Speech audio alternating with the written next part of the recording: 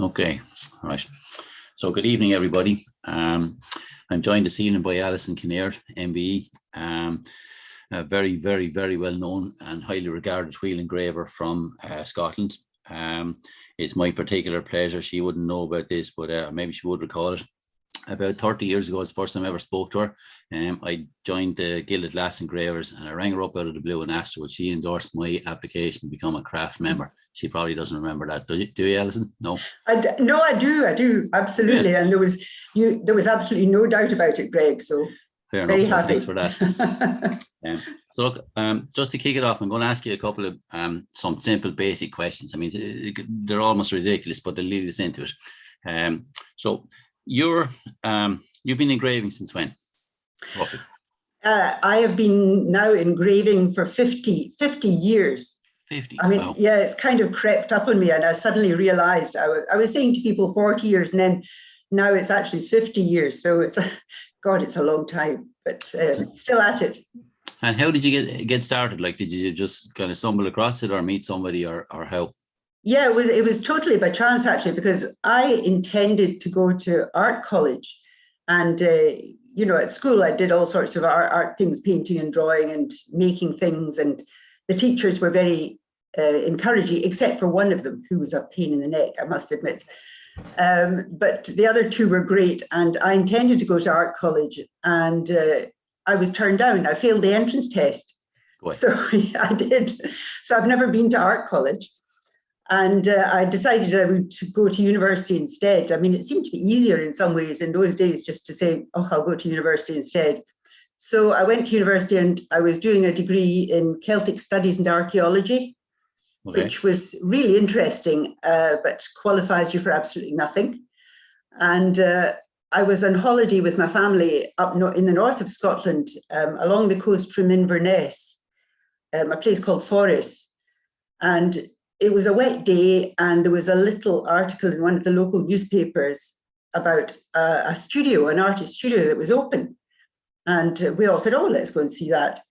And it was a lovely man called Harold Gordon, who was a very fine engraver. I'd never seen wheel engraving before, never seen any engraving before.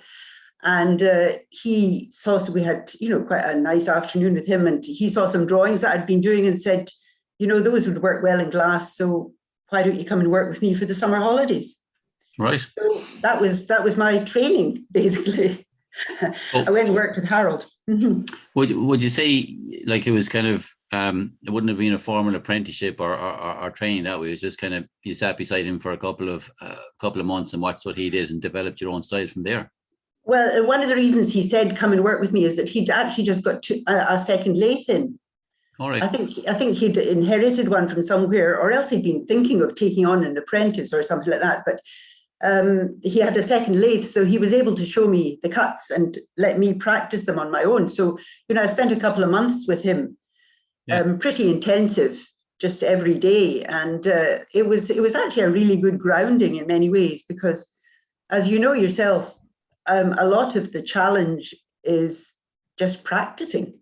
You get the idea, the sort of concept of engraving, and then you've just got to work at it and get the wheels doing what you want to, where you want to, which is always a challenge for us all. Always. So I'm going to come back around to that point, but just to throw some other questions at you. Are you left or right-handed? Right-handed. And would you find when you're engraving that you're kind of maybe support the glass more with your left hand and then move it with your right, or would you say you're ambidextrous? I support it more with my left, and I've never actually thought of that before until you've asked me. Okay. But no, I definitely hold it more in my left hand, and actually that's a thought, because with the heavier pieces, I know I've got to be quite careful with my wrists. Okay. Supporting them. And it's the same actually with music as well. You've got to be careful with your wrists. So I'm quite conscious of that. And I definitely make sure that I keep my wrists straight. Okay. The reason I ask is, I came from Waterford. There was 10 lads working there, 10 engravers, and it was a 50-50 split. Half were left-handed, half were right-handed. Oh, really? Yeah, amazing. And I mean, that's very unusual. I mean, why do you think they were drawn to engraving because of? don't know, no explanation for it. I think some people would say that people with left-handed are maybe a little bit more artistic. I don't know, but I always found it fascinating that it was a 50-50 split between a bunch of people who are at random just all ended up doing the same job. But anyway, right, okay. So back to the lathes. So the lathes. So you said he had 2 lathes. Did you acquire one of those lathes, or where did you get your lathes? Well, then I went back to Edinburgh to finish my degree because I was on my last year at university. Okay. And I went, I had nothing to work on, but I was keen to keep it going. And I took my drawings and the few pieces of glass that I thought were presentable round to the back door of Edinburgh Art College and I didn't tell them I had been turned down. I went to the glass department and Helen Monroe Turner was in charge of that. Yeah. And I mean, she was one of the well-known engravers. She had trained Harold Gordon, actually. He had been one of her students. Okay. And she was in her last year, really, of being at the art college, and she was acting deputy principal. So she really wasn't doing much teaching. But she said, oh, well, come in your spare time and you can use the lathes. I won't be giving you any teaching, but you can practice on them. So I was able to sneak in the back door and use the lathes there. And then I got hold of one, and I can't honestly remember where from. Do you still have that one? No, I don't. Okay. I think it was a little Merker. But it was a Continental one anyway. And I set it up in the back shed in my parents' back garden. And worked there after I left the university for a while. Okay. And then I got a better lathe. Edinburgh Art College was actually running down its glass department. And I got one of the lathes that they were putting into storage. It was a really lovely little brass lathe. Oh, one of those kind of like antique ones. Yeah, it was lovely. Hands on one of those. Oh, it was very nice. Although I sold it eventually because being practical, I eventually got another one, which is the one I use now. In fact, I've got 2 lathes here. You can see them behind me. Yeah. There's one and the other one. This one here is one that I got from Stourbridge when they were closing down the factories there, and it had a really good set of wheels, which is what attracted me to it. And so, does that machine take lead spindles, or can you run diamond in it? It's got lead spindles, and the other one that I've got over here, I'm just trying to angle my camera, is a sort of, it's a put together lathe that I got from somebody a long time ago, and it's got steel spindles and it does diamond wheels. Right. And Merker were very helpful. I met Isabel Merker at one of the glass conferences, and she said, do you use our diamond wheels? And I said, no, my lathe won't take it. And she said, oh, well, send us one of your spindles and we'll turn spindles specially for you. Right. So they turned the spindles for me and mounted the diamond wheels. So I've used the diamond wheels for, there you are, the Merkers. Great people, really great people, really great people. I've known them for many years. So you're using Merker's diamond wheels, but they make a spindle especially for your lathes. Yeah. Right. Yeah. Okay. So do you remember this book and this exhibition? I do. Okay. I do. So that was a while ago. I was doing some homework anyway before this, and I got to page 77, and I said, "Yeah, I'm going to show her that." I don't remember what was in it. You don't? No. Oh, there's me looking youthful with my hair long. Okay. And then. Oh yes, I remember that one. That was quite a nice piece. Yeah. Mm-hmm. Okay. And then over the page, there's a few more. Mm-hmm. Oh right. Okay. And then that. Yeah. Okay. Gosh. And I think you got a 4th page as well. Is that yours? Really? Oh boy. There weren't so many of us around then. Yeah. Oh, those are a good varied selection then. Yeah. Oh yeah, it was Uh-huh. like I think Markers put together that book to show how broad a range of engraving there was, and of course they were the people that supplied all the materials to do that. Yes, So yes. that would have been one of the first times I came across your work. I said to you the other day, I think the first thing I ever saw was the leopard with the spots. And Leopard lady, yeah. Uh-huh. where what intrigued me about it was it wasn't just engraved. It was the fact that you'd use acids to put the contrast in it. Where I think the leopard was clear and the lady was engraved, but the spots had transferred to her. I can't remember it exactly. Yeah, that's right. The leopard was clear, but I didn't use acid. I polished it. You polished that clear? Aye. Jeez, wow. No, it's not as hard as it sounds. I mean, really, I use a 400 grit for the fine detail, for the surface, get the nice surface. And you can polish that with felt wheels directly. Polish it with felt wheels and cerium, and it takes a little bit while to get into the modeling, but you can polish directly. Right. We'd have back in Waterford, where if you're doing a logo or something, you'd use the acid to give you the kind of the extra colours if you want. All right. But I'd never seen figures dipped like that before. But you polished them. Credit to you there. Uh-huh. So yeah, I noticed in some of the other pieces as well that you'd started to venture away from intaglio and do a bit of cameo kind of work as well. Which do you prefer? They're both completely different, but I mean, I think I'm intaglio basically. I like if depends on the subject, Okay. Because I enjoy the cameo for just the different contrast, but you do have to turn your head around for it completely, don't you? Absolutely, yeah. And I won't mention names, but I know somebody who's trying to do both, and it is a challenge. So it kind of does take a while to think the other way. But you've got to concentrate on saying to yourself, now this is in relief, so I'm cutting back the background instead of the other way around. So yeah, it's takes a bit of concentration. Yeah. So while we're on that subject, do you have a favorite tools or wheels that you use? No. You don't? I don't. Okay. No. Because I noticed in more recent times you started to include a bit of drill and a bit of sandblasting to get your ideas across. So I do. Talk to me about that. Well, it depends on the effect you're looking for. If you're going for the real classic intaglio, then it's just the most beautiful effect when you get the deep modeling and the beautiful surface. So there's nothing like it for that. But sometimes I feel I want something a bit looser. Yeah. You're awfully tight when you're doing intaglio engraving. And I think that's probably why for many years when I was only doing intaglio, I did naked figures. Yeah. Because if you put clothes on them, it immediately, you had to put in all the detail.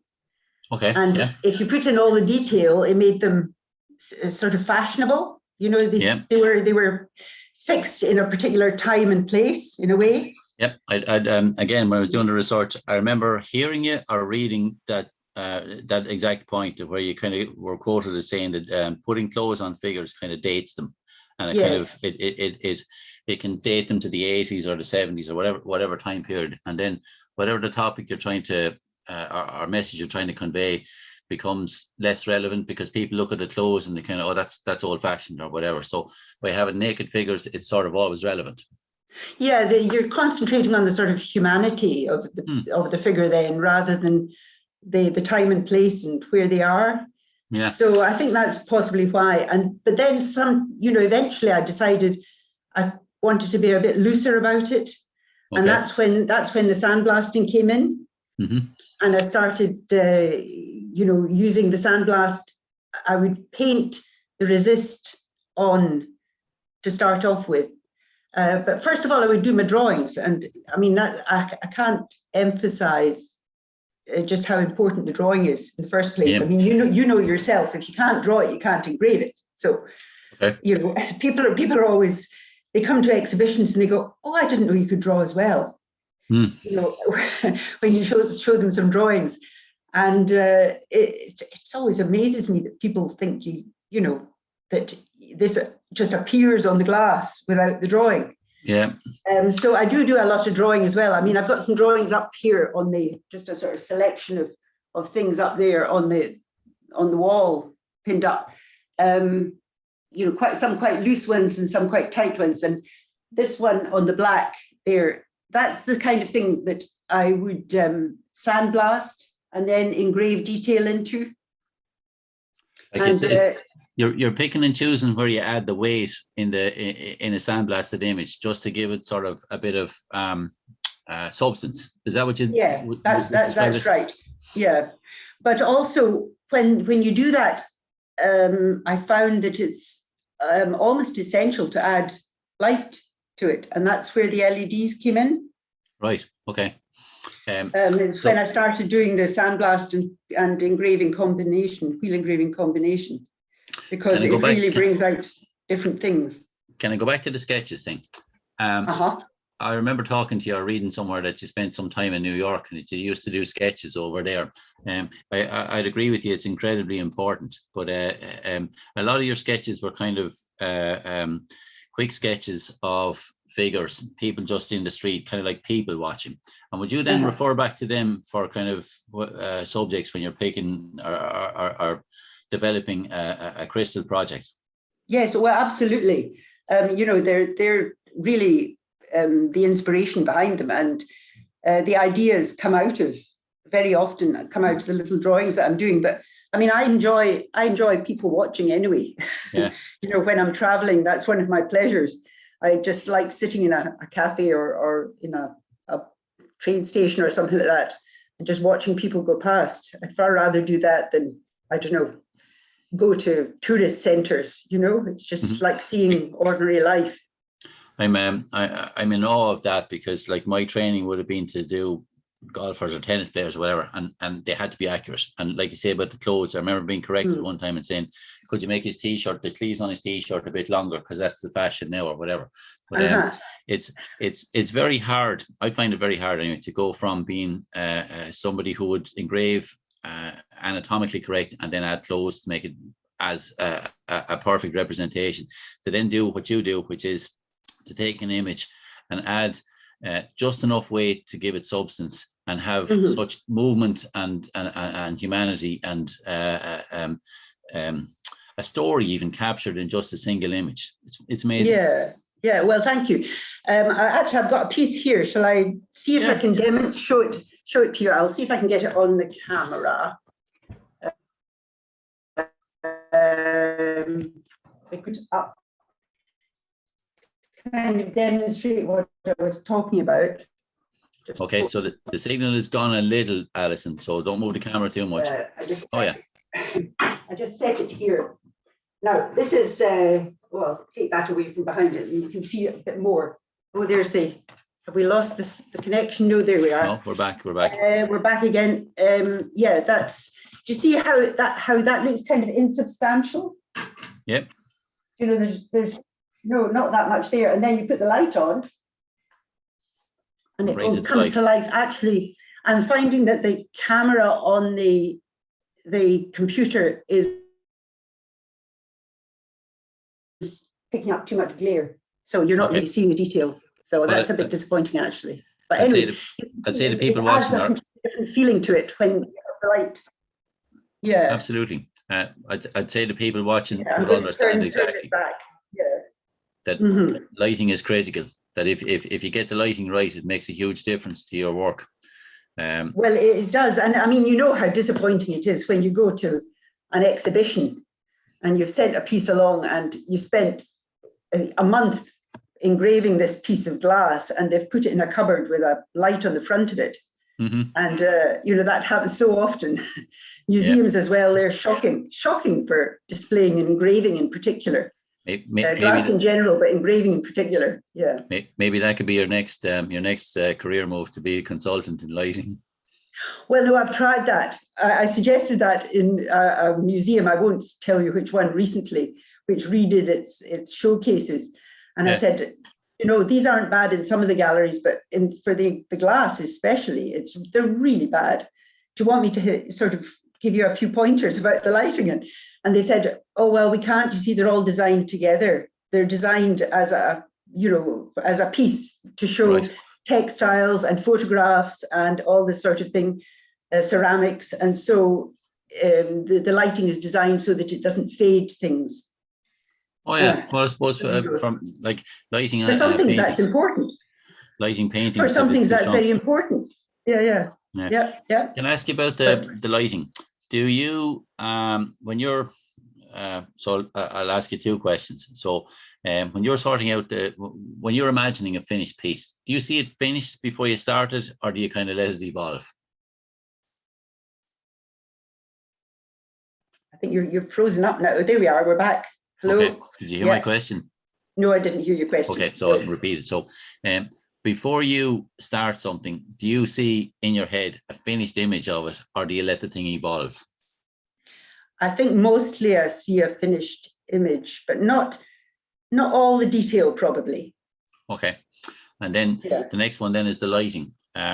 Would you, when you're imagining something that's in progress, would say, do you have an image of it before you start, but would it incorporate the lighting straight away, or is that an extra add-on when it's finished? No. If I design it in the first place, I would know if it's going to be a lit piece. Okay. Yeah, definitely. And then following on from that, which is something that I ran into difficulty with, is to find somebody who's on the same page in terms of making bases or making some kind of a stand or something, so that it doesn't overpower your work but works with it. And particularly you, where you're using the lighting and stuff, that all has to be built into the base. So you're able to get that done locally, or do you have to go foreign, or where, or how does that work? I go about 1.5 miles down the road. Brilliant. To my friend Brian. Okay. Who is a terrific metal worker and does all sorts of things for me. He's really, really good and very helpful, and doesn't mind doing sort of odd, quirky, strange requests like I come up with. Likes a challenge. I likes a challenge, yeah. Okay. But actually, I mean, the things that I work, some of the bases, like the one that this one is on, I can actually make myself. Do you see that? Oop, here we are. Oh yeah. That's actually a heat sink. Okay. That you can buy. It's and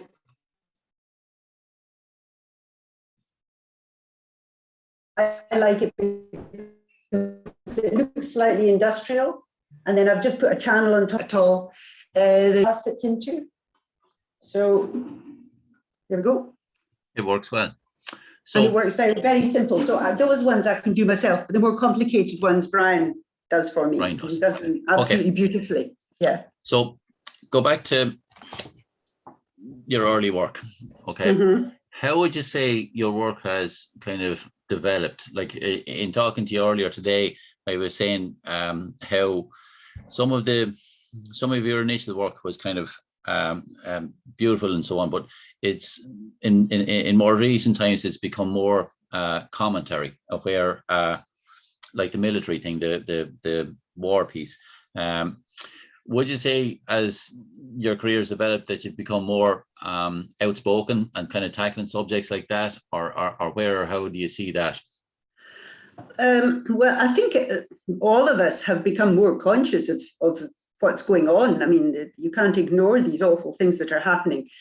And I just felt I had to say something about it. And perhaps, it's glass is an odd, an unusual medium to comment on that sort of thing in, but especially when you're talking about how fragile life is in time of war, that's one particular point I wanted to make. And my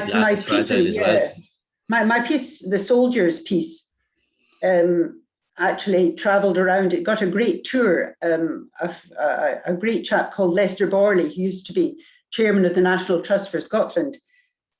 He was very, very helpful and encouraging, and helped set up a tour around about 25 different venues in Scotland. It started off in the Scottish Parliament, and then went to National Trust properties and museums and art galleries, all with a connection with war. So it was very much seen, and it was the reception was very moving, actually, in many ways. I mean, people burst into tears in front of it. So, Really? everybody was getting the message. You didn't have to tell people, how awful war is. It just is. What I like the most about it is it sort of it showed your skill as in observation, in commentary, and how you'd gone from doing full on modeled figures to just the kind of the sandblasted with the kind of the highlighted stuff in it, which is kind of more your style now. But mostly it was kind of what struck me was how you'd used glass, which is fragile, to underline the whole point about life being fragile. And I thought that was a very significant point, and a great use of crystal to make that point. How big were those pieces? Normally the sheets of glass that I use, they're shot glass, the optical glass, and they're 40 centimeters high. Okay. So it's a comfortable size to work on at the lathe. Actually, you wouldn't want much bigger, but it means you can get to the center of them comfortably. And I could only do as many as I used for that because I was able to get the water jet cut. Right. So I sent my silhouettes down to Vanessa Cutler, actually in Swansea at that point, and got 60 soldiers back. 60 of them, did you? And how many are in the finished piece then? Are there all 60? There's 60, yeah. There's 60 altogether. Wow, I didn't realize there was that many. Yeah, and actually I've done another piece recently, which I'm showing in my exhibition for the first time, another commentary on war, in which I'm using the cutouts. I never throw anything away. So I kept the cutouts of some of the soldiers, and I'm using them in this particular piece as well. So not as many though. Not as many. No. Okay, so it's kind of a scaled down version, but I'm sure knowing you now, it's probably as powerful. Well, I hope so. I mean, it was the news about Ukraine, constant news about Ukraine makes you think about how many wars there have been and so on. Mm-hmm. And that's really what my point is. So I'll be putting up images of that. Will that new piece kind of do the same kind of tours, or would you hope to kind of get it more international? Well, it would be a little bit easier to send around than the other soldiers were. Actually, I still have them in the studio here because, COVID put an end to any kind of touring because all the museums and galleries cancelled everything and weren't planning ahead. Yeah. So I still have it and haven't really. I'm hoping eventually it'll find a permanent home. And there have been one or two sort of near misses. So it's not a domestic piece.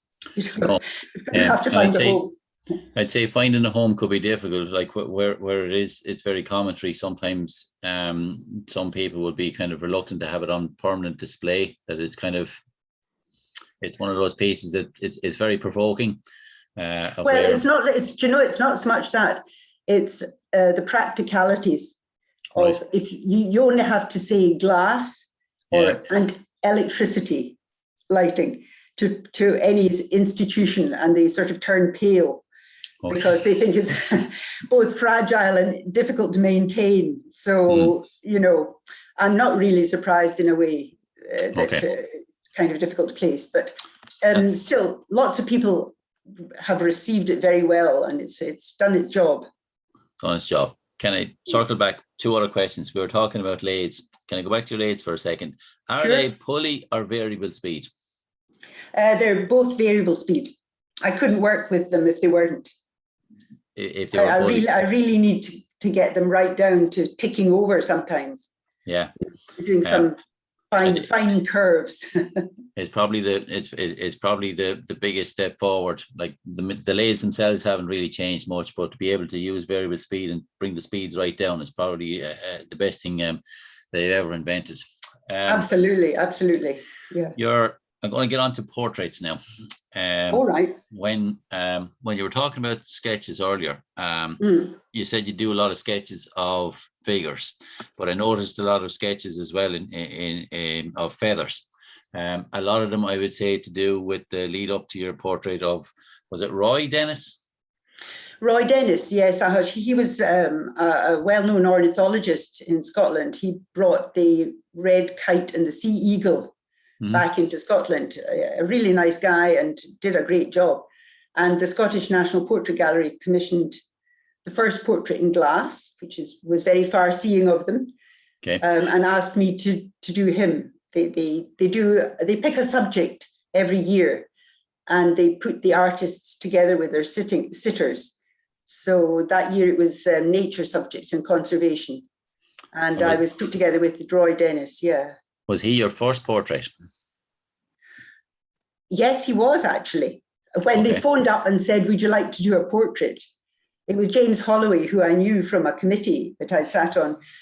He phoned up and said, we'd like to commission a portrait, and we're going to tell you who to do. And I didn't like to tell him I've never done a portrait before. I've done faces, but I've never done a portrait. So I just kept quiet and said, oh, that sounds wonderful. And then you go off the phone and you think, oh my God, what have I taken on? So yeah, that was a little bit nerve-wracking. And I went and did sittings with Roy, and that was very nice because you get to know the people anyway. That it's really interesting. And he was very good. And I took my sketches up to show him before I did the actual engraving, just to reassure him, because if you're getting your portrait in a national portrait gallery, you kind of want to know how you're going to look beforehand. Absolutely. At least I thought he would like to know. So I took it up to him, and he and his wife were there, and I showed it to them, and he said, oh, that's lovely, and it's really nice, and it does look like me. And she said, yes, it does. And he said, but my hair's not like that, is it? And because I'd sort of stylized it a little bit, because he has wild hair, and I said, oh, it is, yeah, it is, Roy. And his wife said, yeah, it's worse than that. So it looks good. It looks good, and I was very pleased. Yeah. So would you?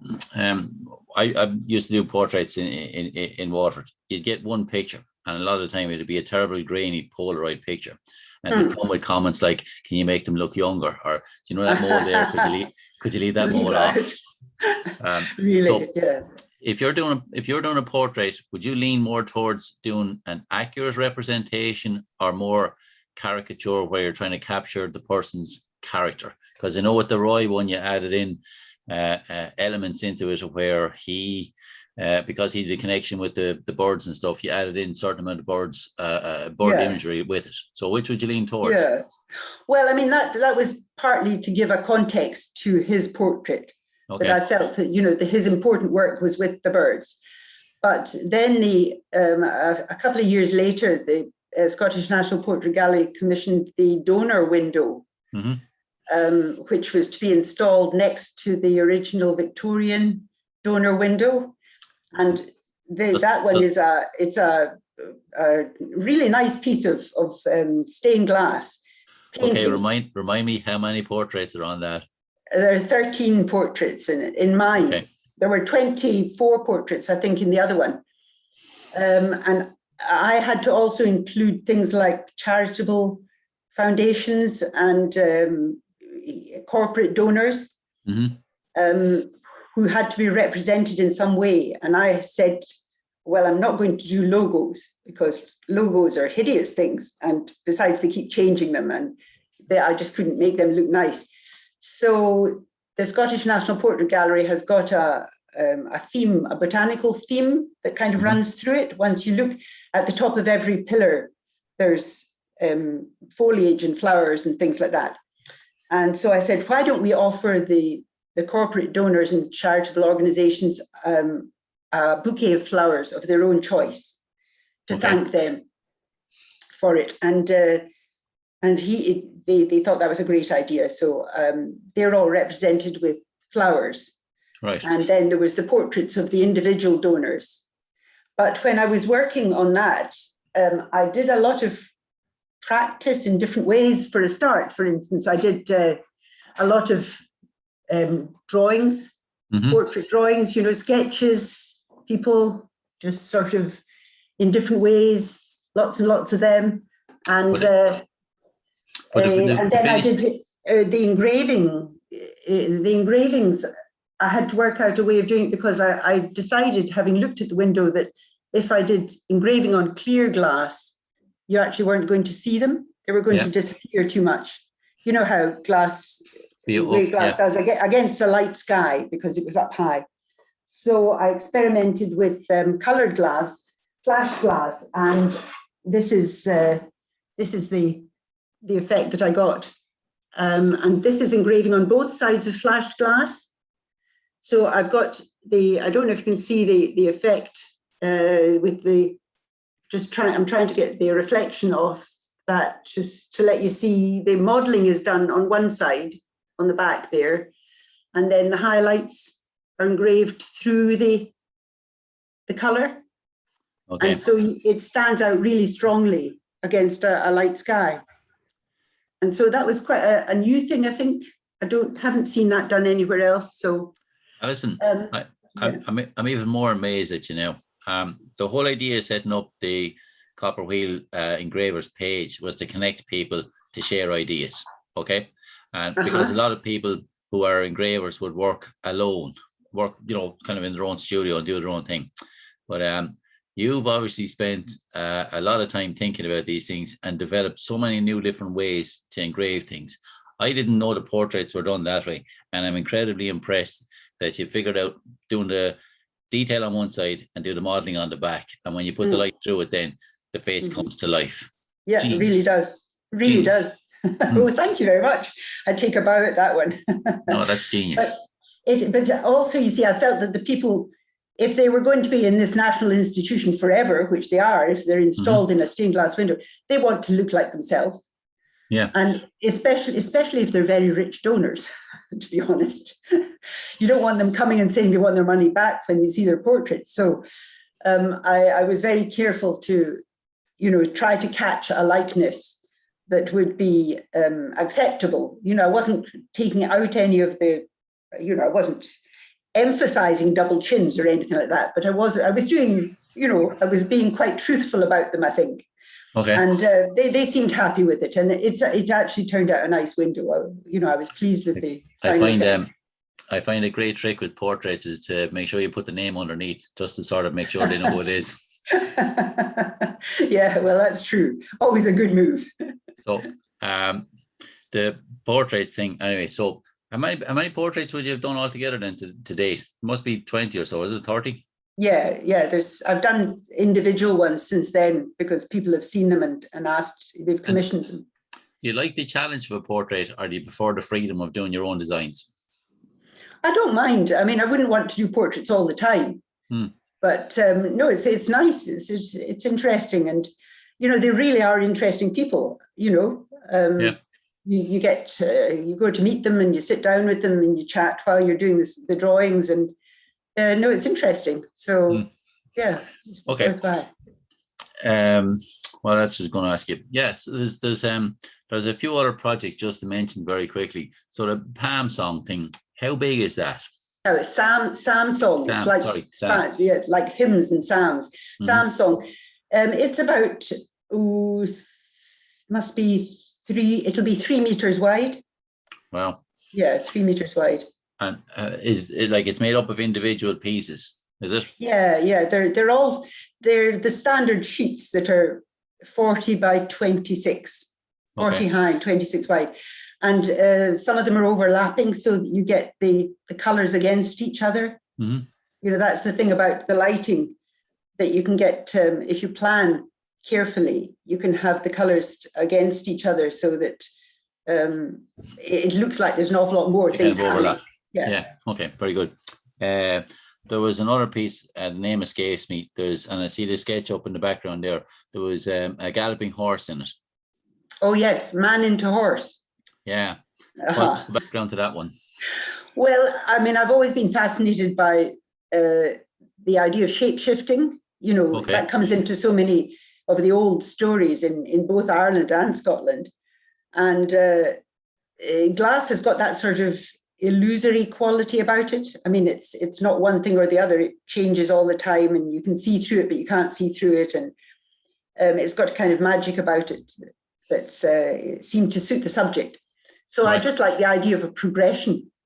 And that's what that is. It's a man changing into a horse, and the horse is racing in the background. So that one turned out well, I think. Are there, I'm also reminded of, and I mentioned the cubes thing, but I'm going to ask you about this.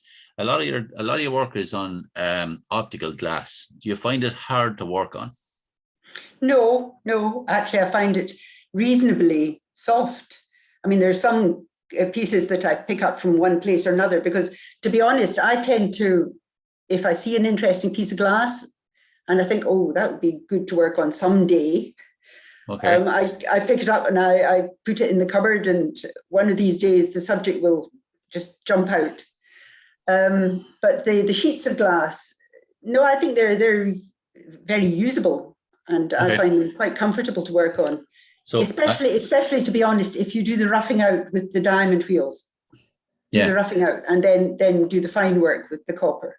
Okay, so I was going to ask you another question, which you've kind of hinted at there, which is, does the idea or the glass come first? But you've kind of answered it in saying you see a piece of glass, now I'll keep that one, now I have an idea for that, and it goes away for maybe a year or two, and then it comes out because you found the right idea.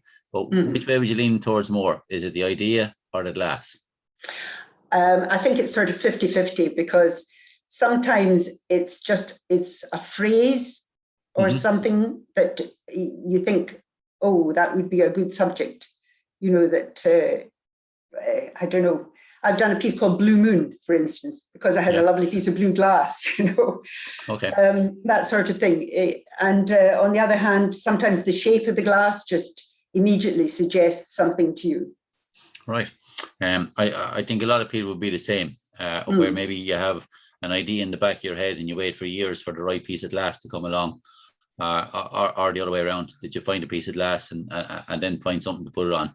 I love the cubes idea, of where I think you made it and you could stack them as a block of apartments and stack them in all sorts of different formats.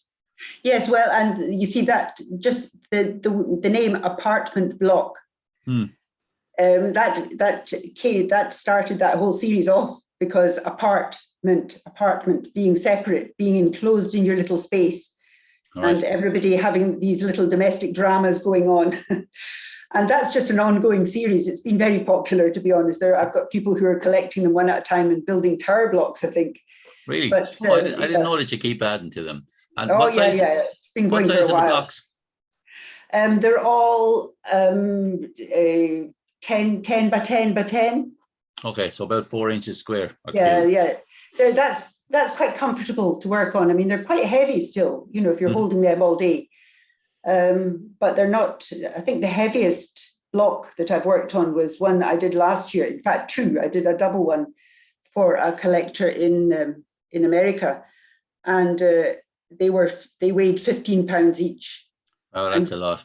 They were heavy to work on, and I had to build a sort of foam pad underneath that I just had to let them down an inch or two onto, so I didn't have to keep lifting them. You remember Edmund, when we were talking to Edmund last year, he had a kind of a sling sort of a thing, a counterbalance. I saw that, yes. It's clever, isn't it? What a good idea. I've never got so organized. I don't know, have you ever used one of them? No, we've worked on some big pieces and kind of awkward type of thing. And that's where those two questions about, would you hold the weight in one hand and kind of maneuver with the other? And then I was smiling about the idea that the soldier pieces at 40 centimeters, they're about the maximum that you can fit under the machine. A lot of the time people wouldn't understand that sometimes the spindle is here and your glass is here and you can't reach it. So that's flip the thing around and angle all your wheels and do some stuff that's just not comfortable, but like it's lost on a lot of people. They just look at the finished piece and go, oh yeah, that's nice. That's funny. Well, that's why I find that having the little hand micro drill is really handy sometimes, because there are tiny things that you can't get into or that you want to do that you can't do with a wheel. Yeah. And I know that in the past, the Guild of Glass Engravers, they were quite strict about what you used. You know, Right. I remember somebody being proposed as a member, and somebody at the back of the room stood up and said, "But she's a sandblaster." And that sort of ruled them out forever. All right. Whereas now, things, I mean, that was 30 years, 40 years ago. Now things are much more relaxed, and you can use whatever you like. And I think it's important that people use whatever gets the effect you want. Absolutely. Yeah. Like it would have been cheating, or seen as cheating, to use a drill to finish out like a small circle or something. But at the same time, if it's not cheating if you end up with what you want the thing to look like, it's a different road to doing it. But I'd find though sometimes with sandblasting there's great sandblasting artists out there, and sandblasting has kind of become very legitimate as an art form in recent times and so on. But I find a lot of time I would do something faster with the wheel than I would by the time I go off and make a mask and do up all the artwork and cut it out of tape or whatever it is. You'd have it done with the wheel like that. Yeah. So yeah, I think, but I'd admire you in a sense that you take on and use all the different tools to get what you want in the end. In other words, you use sandblasting effectively. You're using the wheel, you're using diamond, you're using stone, using everything available to get as much. Like I would have said this to Heather and a few people. I think it's important that you get as much contrast into a piece as possible. So if you're using a very rough stone and it gives you a certain texture, that can work very well to contrast against like a 400 grit powder. So using as much texture as possible gives you the broadest range possible on a piece. And you do that with the machinery, not just the machines themselves, but you do that by using every kind of machine, which is amazing. Yeah, well, it's choosing the right technique for the particular thing you're wanting to do. So that if you're wanting to do something flat and geometric, and you can cut a stencil for it far easier than you can try to do a very neat shape with a wheel. Yeah. Then do it with the sandblaster, for goodness sake. Absolutely. And if you want to do a tiny circle or a tiny lettering you do it with the drill. You know, so it's choosing the right technique for the right subject, I think, is important. Absolutely. And not being afraid to do it. And I ask you another one. When you're working on something, do you ever find yourself or find it hard to stop? What I mean by is I think I'll just add another little mark and kind of go beyond the point and go, oh, destroy that. I don't know about destroyed, but you do have to stop yourself sometimes and just go, no, that's enough. It's finished. Leave it alone. Leave it alone. And actually, especially if you've been working on something for a long time and working all day, you can just you get kind of tired and you lose your sense of proportion, I think, maybe. And you can just take it a wee bit too far. So it's important to know when to stop as well. Yeah, it is. Okay. Really. Yeah. Now, we're going to go big this time and ask you a couple of questions. So your studio, I think you said, is upstairs. So you have it set up against natural daylight. I'm on the landing at the top of the stairs. Okay. My studio is like I don't know, 2 meters by 3 meters. I've been working on the landing here forever. Okay. And it's in a converted church, if I'm not mistaken. It is. Okay. Yeah. That's why we have windows like this. The leaded glass. They're lovely. Yeah. Wow. They're actually cast iron. They're not leaded. Yeah, cast iron. Wow. They paid extra to get cast iron ones, which is good because they're more durable. Yeah. And is your studio, is that window north or south facing, or do you get morning sunlight, or? It's west facing. So nice even light most of the day. And then most of the day, it's great. It gets a wee bit too much in the late afternoon, too sunny. You'd have all your work done by that stage, Alison. You want to hopefully. So you have an exhibition lined up starting at the beginning of August? August, yes. Okay. And I should also mention that I'm also having one in London, London Glass Blowing. starting on the 9th of September, going through to the 1st of October. Okay. So, And what could people expect to see there? well, shall I take you on a very, very quick tour? If you like. And I honestly, I don't know how things are going to look on the computer as I carry it round, because it'll just be sort of wobbling around, but we'll try it anyway, and I'll turn it round and you can see I'm going to wander down from, this is my studio, and we go down the passage here. I'm trying to just keep an eye on where I am. We'll go into one of the galleries where I've got some work set up. Got some harps here as well. I see them. Lovely. I've got some work set up here. Here's the piece Blue Moon that I mentioned. And then I've got some drawings set up here. You can't see them very well. And none of the lit pieces are showing up well on the computer because the camera just isn't sensitive enough. It's not like your eye. What are those pieces? That's, sorry? What are those 3 pieces? They're doorways, and they're made of stone, and they're lit. And they came out of a time our mother died when she was 100, and at the same time our grandchildren were being born, and that make me think of comings and goings. Now this is the big room. I don't know if you can see some of the things. Again, the lit pieces are not going to show up awfully well. There's our big Celtic rug, which is fantastic on the wall. Got pieces around here, our lovely windows against which I can show some glass. I'm just turning right round, doing a sort of circle here. Okay. And you'll all have to come and visit me, that's the thing. It's on my bucket list, Alison. And then we go down here, a couple of drawings, prints on the wall, the prints that I made from glass.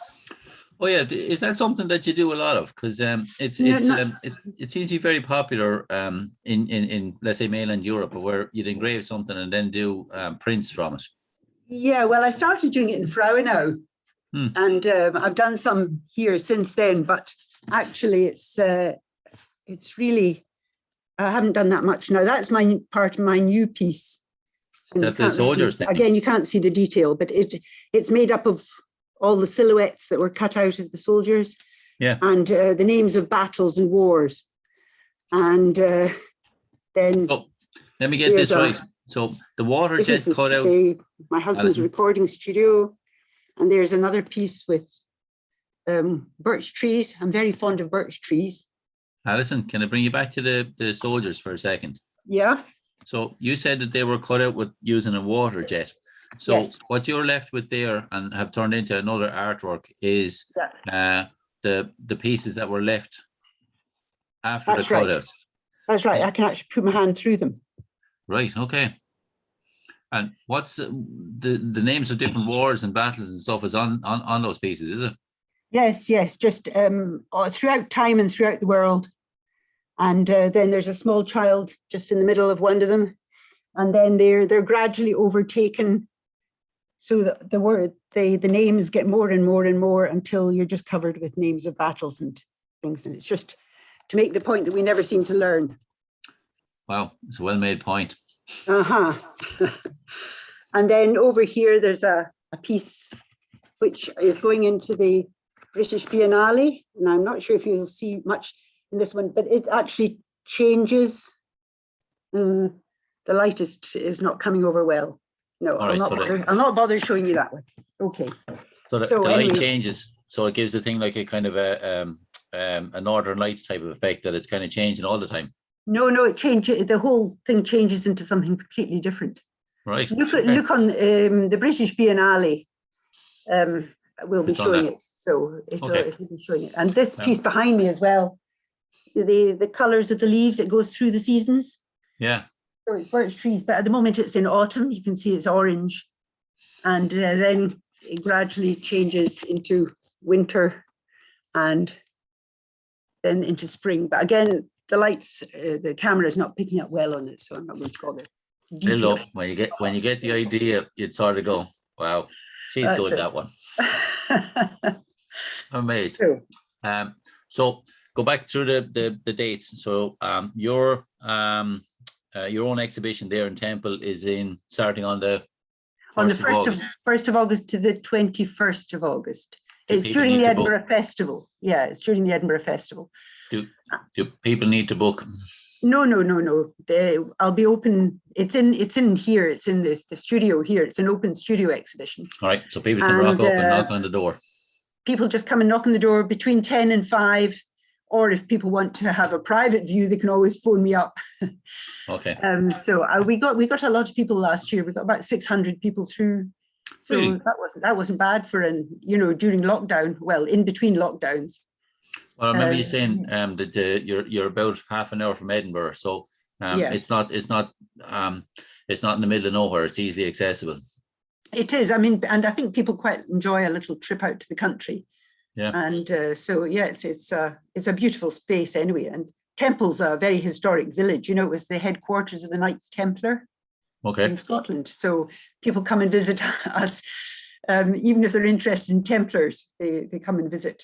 They'd be like you back in the day. They just stumbled across this glass engraving, and who knows, we could get the next Alison Kinnaird out of somebody who just called in to have a look around. This is true. Absolutely. Very good. Very good. Right. I'm amazed. I'm speechless as such. Thank you so much for letting us in. Wish you the best of luck with the exhibition. What I'm going to do now is, if we have a few people here, if anybody else wants to ask you a few questions while you're there. Well, okay? First of all, can I say, Greg, sure. That was a great interview, because you just kept it flowing so well. You know, I mean, you know all about it, so you asked good questions and good comments. So that wasn't an interview, Alison. That was a chat with a few people. It was a conversation. It was a conversation. Now, if I can unmute microphones here, if anybody wants to ask a question. I think you're good there. Unmute your own microphones if anybody wants to jump in with anything. I did have a question about the drawings that you've done for your portrait work. I was wondering, when you are deciding on doing a portrait and you know it's going to be an intaglio portrait versus a cameo portrait, is there a different way you approach the drawing? Do you have any thoughts on that?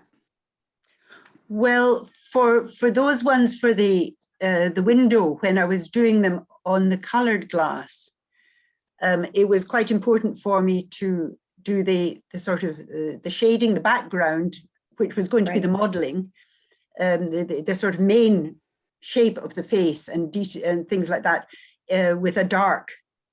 Actually, I usually use charcoal because I like the way you can just smudge it or rub it, and it gets a softer effect. And then I used white chalk and pencil to do highlights and things, so that I knew where I was going to be working on the other side of the glass.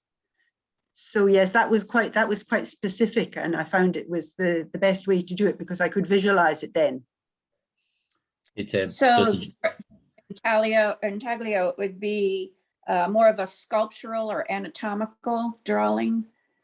Well, I was working on the back of the glass, was the intaglio effect. So you're actually sculpting into it, you know, and that would be what I was drawing with the darker charcoal.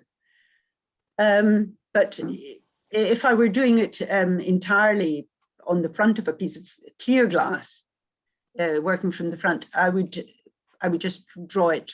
You know, I wouldn't draw it in any particular way. I'd just be very careful that I knew where the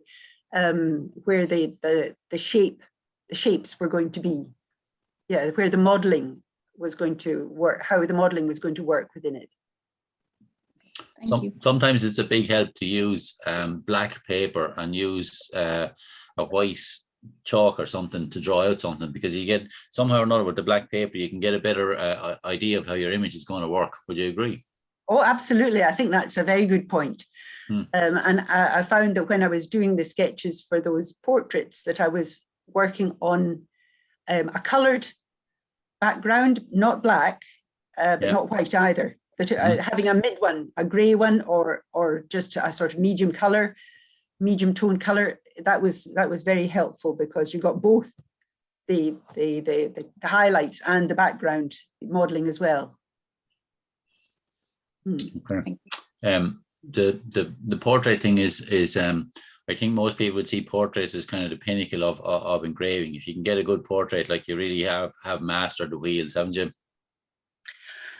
Yes, because it is so demanding. I mean, you have to be so accurate, accurate with them, and it's hard. It is hard. And to be honest, I would almost always use a profile when I have the choice, because if you do a full face one, you're giving yourself twice the job.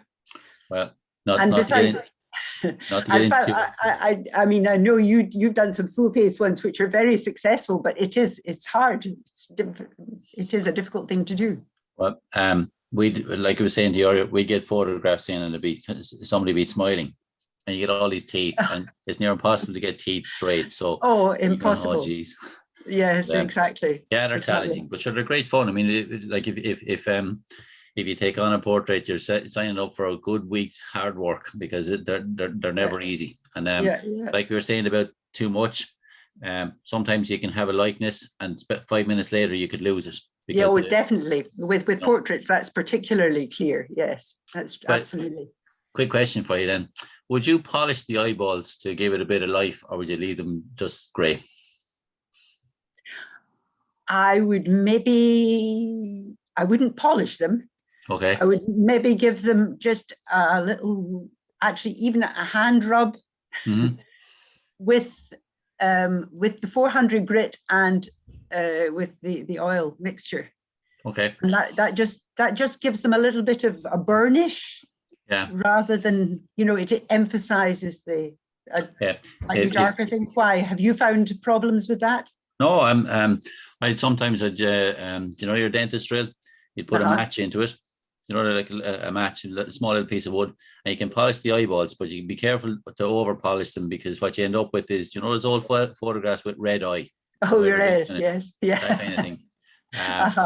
So yeah, you can, but I find if you polish the eyeballs a little, it actually gives the thing a bit more life. And it's kind of like, the way, magazines, the way they do the foresorting, where the eyes seem to follow you around the room. Yeah. Put a bit of light into the eyes, you can get that kind of effect of where it gives them a bit more life, but not too much. No, I think that's a good point. A good point. Yeah. Okay. Anybody else? Peter, have you any questions? Peter's gone. Lost him. Peter's gone. He's gone to sleep, probably. I know he definitely did nod off. Maybe his connection is gone. Okay, Alison, absolute pleasure. We will talk again soon, and thank you to everybody else for joining us. Okay. I hope so, Greg. That was great. I really enjoyed it. Nice to see everyone. Okay, so we'll call it a day at that. Thank you very much, everybody. Okay. You. Bye. Bye. Bye. Bye.